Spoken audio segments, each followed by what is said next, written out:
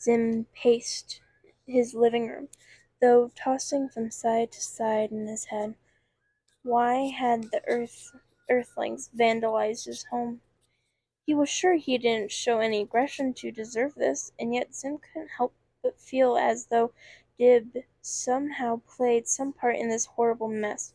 Zim shook his head and looked at the two sidekicks, now sitting on the floor, con- connect on just watching him.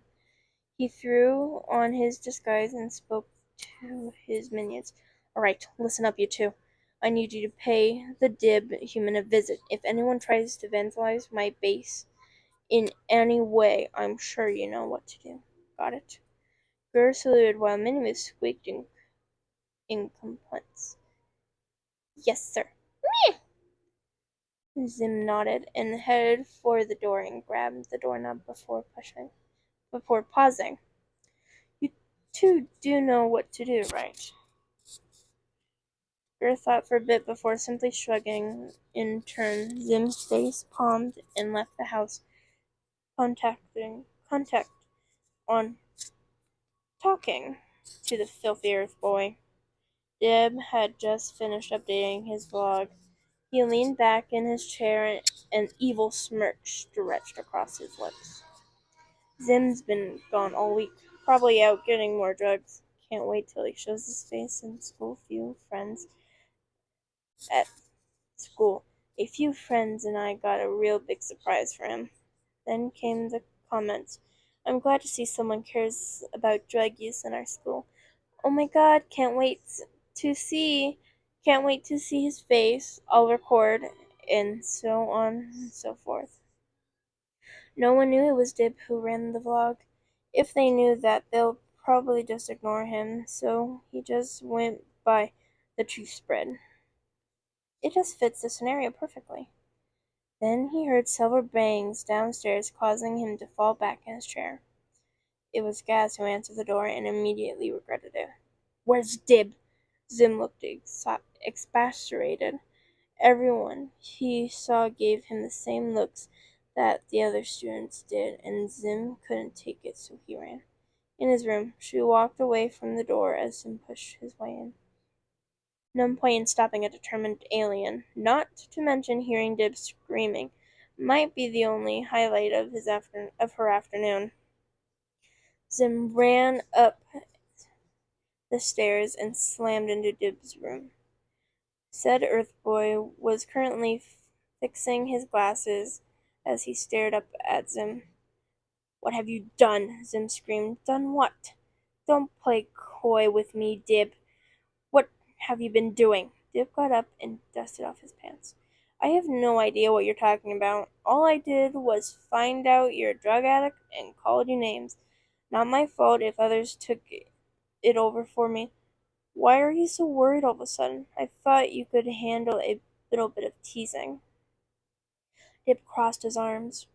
Zim glared daggers. It was obvious he wasn't buying it. Zim is no drug addict, Dib.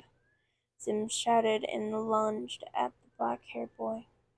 Dib yelped in surprise when Zim scratched his face on impact and almost tackled him to the ground.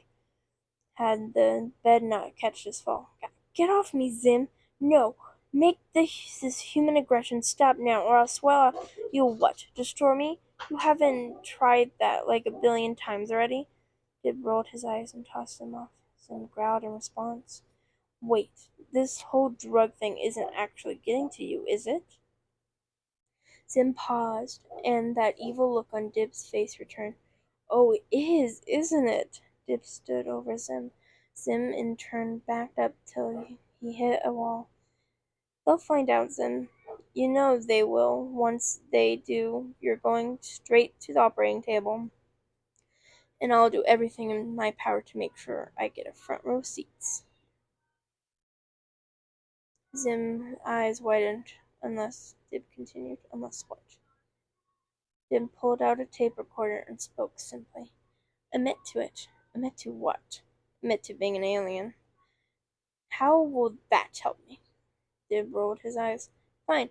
Tell me what's in those drugs and why you take them. Zim weighed his options. Urchins weren't supposed to tell other species about the certain thing. It was completely taboo, but then again, what choice did he have? It was right, the humans were going to look into this. The FBI might come for him if they find out. He really is, he really is this drug addict that all humans seem to spite much. Zim wasn't sure he could take that kind of attention. So, with the dip of his hand, Zim spoke. All right, but what will you do for me? I'll tell you about the surprise plan for you tomorrow. What surprise? You do your part of the deal first. Zim crossed his arms and rolled his eyes before speaking. The ingredients are not spoken of, nor we to look into it.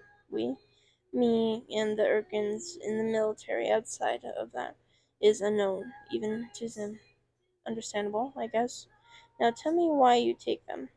After Talis Spork died, the Urkins seemed to fall apart. No Urkin could complete their task.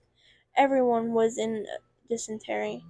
And with an impending Doom 1 coming up, we need something to calm us from the fear. That's when our medication was first given to us. It worked like a charm. It made all of us calm and helped us think clearly. Without it, it would be in disaster.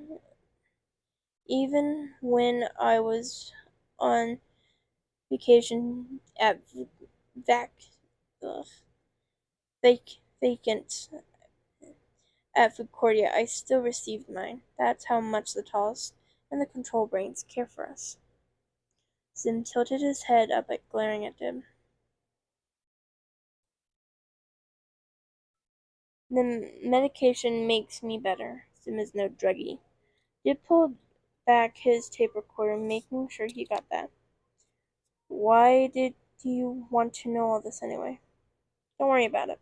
Sim stood up. Now, tell me about this surprise. Oh, the whole school pitched in to throw milk at you. What? Why? Dib shrugged. Sim growled and stormed off. Unknowingst to him, however, Dim had already thought of his next plan to get at him. Urkin's in disarray, huh? Oh, it's disarray. Oh no. Well, anytime that word popped up, it's disarray. Oh well.